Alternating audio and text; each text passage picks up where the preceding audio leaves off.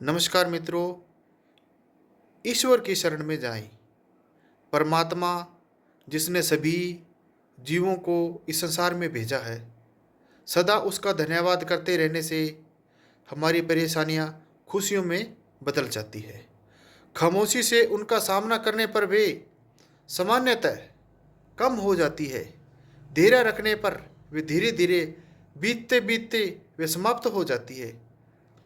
जीवन में परेशानियां चाहे कितनी भी क्यों ना हो, यदि उनके बारे में सदा चिंता ही करते रहो अथवा सोचते ही रहो तो वो कम होने के स्थान पर बढ़ने लगती है। ऐसा करके मनुष्य अपने ही चारों ओर उदासियों का एक घेरा बना लेता है। फिर उससे बाहर निकलने के लिए, छुटकारा पाने के लिए हाथ पैर मारता है। वह सफल हो जाए, परंतु ऐसा संभव नहीं है।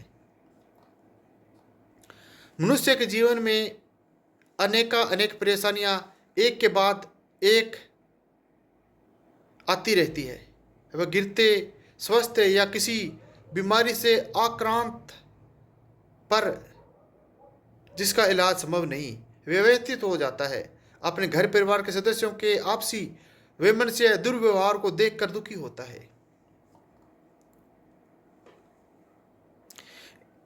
यदि मनुष्य अपने सभी परेशानियों से छुटकारा पाना चाहता है तो उसे उनके बारे में हमेशा सोचने के स्थान पर उनका डटकर सामना करते हुए उन्हें दूर करने का उपाय करना चाहिए। मनुष्य को किसी इंसान के दुख का कारण नहीं बनना चाहिए।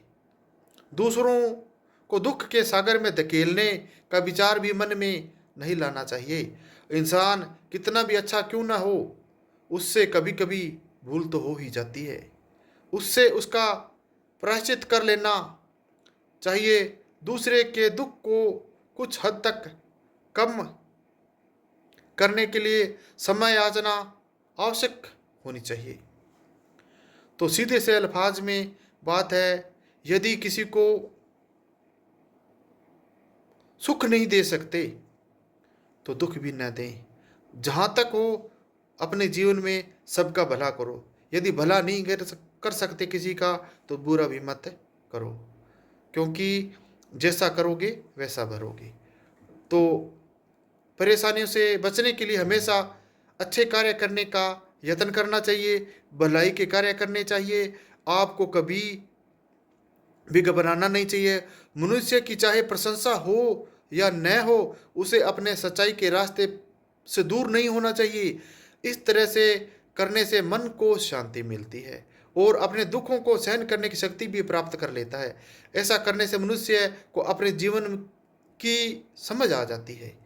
तो सीधे से अल्फाज में अंततः एक दुख है जिसको कम किया जा सकता है, दुखों से निपटारा हासिल किया जा सकता है। यदि दुखों से निजात पाना चाहते हो तो दुखों और परेशानियों को दूर करने के लिए ईश्वर की शरण में जाना चाहिए।